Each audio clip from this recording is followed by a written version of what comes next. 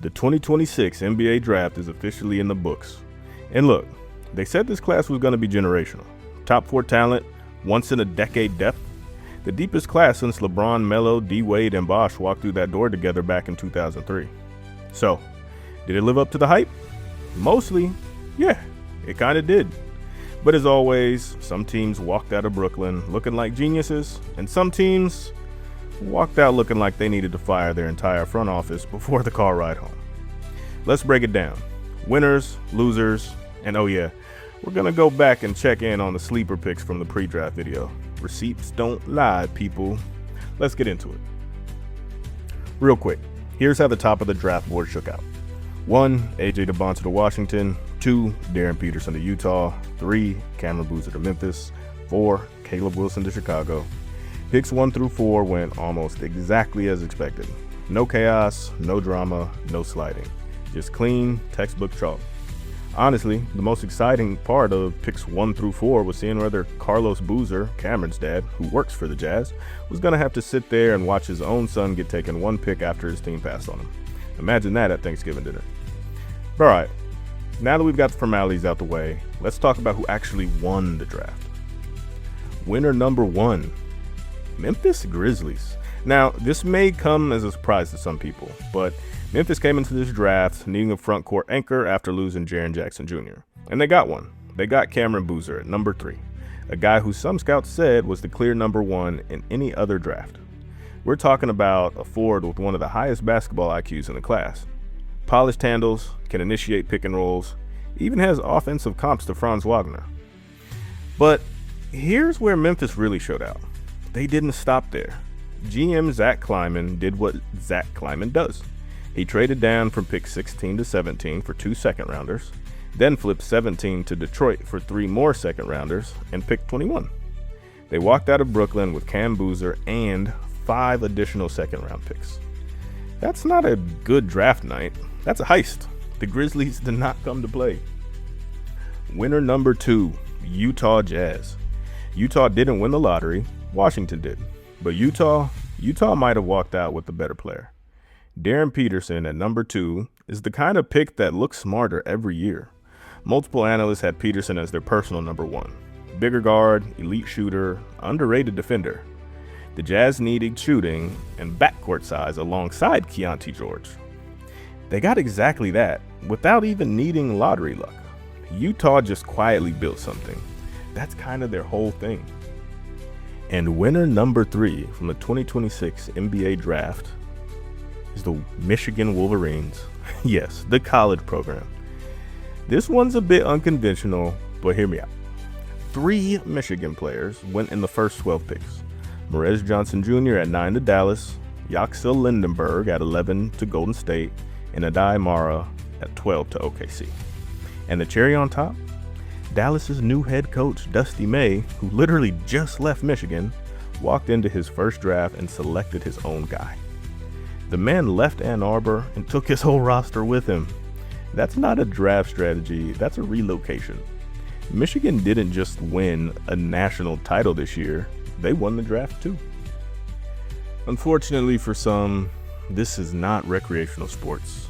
There are winners and losers. So let's talk about the losers a little bit. So loser number 1, Darius Acuff Jr. and the Sacramento Kings. Now let me say this clearly. Darius Acuff Jr. is a very talented player. He averaged 22 points as a sophomore. He's a shooter, scorer, bucket machine. But there are real concerns about his defense, like legitimately real. And where does he land? Sacramento, the Kings. A franchise that hasn't exactly sniffed playoff series success in recent years. He's not going to a wing system. He's not going to a place with defensive mentorship. He's going to a team that is, as one outlet put it, rudderless. Darius Acuff might become a good NBA player, but this is an uphill climb from day one, and the destination matters. Ask any of the good players who spent their primes in Sacramento. I hope he proves everyone wrong, but the Kings stay losing. That's just the timeline we live in.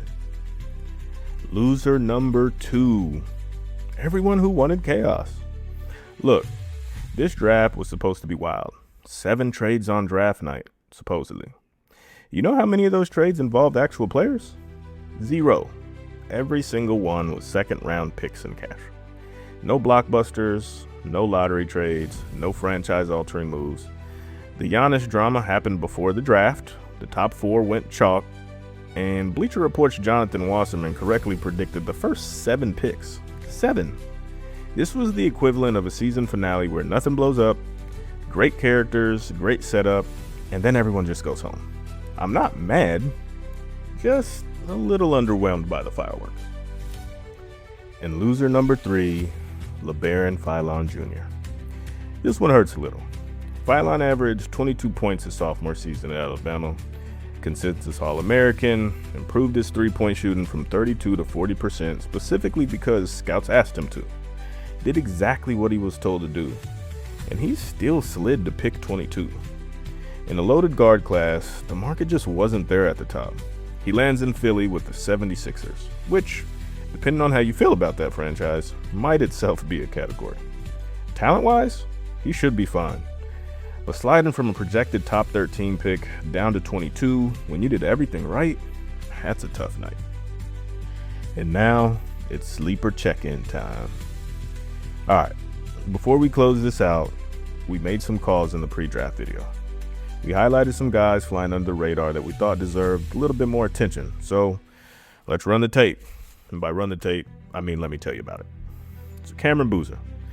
We said this man was being slept on relative to his actual talent.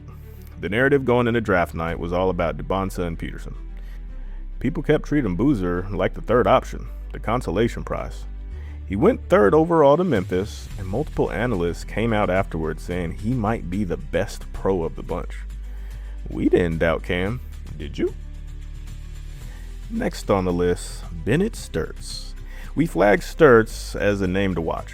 The Iowa guard who's a reliable, high IQ shooter and floor spacer who flies under the radar because he doesn't do anything flashy. Sturtz ended up going 16th overall to OKC, technically via trade, and immediately made sense as depth on one of the best rosters in the league. If you're running the second unit for the Thunder, you've really already won. Another sleeper pick that we didn't actually call out in the pre-draft video is Karim Lopez. Now, he went 21st to Memphis via their trade down and got immediately compared to Franz Wagner. A lot of Franz comparisons this draft. But Memphis got a potential lottery-level talent at 21, and that's exactly the kind of value they need. So overall, I'd say sleepers hit. We'll take it. Our sleepers, like I said, we didn't mention Kareem, but we went 4 out of 5. We went 4 out of 5 in this year's draft. So I'd say we did pretty well this time around. Bottom line, this draft delivered on talent, even if it didn't deliver on chaos. Memphis and Utah walked out looking like winners. Sacramento and the transaction junkies walked out wanting more. And our sleeper picks, honestly, we cooked. If you want the full pre-draft breakdown to start all of this, that video is linked in the description. Go watch it if you haven't already. Drop a comment. Who do you think wins this draft in 5 years? I genuinely want to know. Like, subscribe, all that. You already know. I'll see you on the next one. Peace, love, and chicken grease, y'all. I'm out.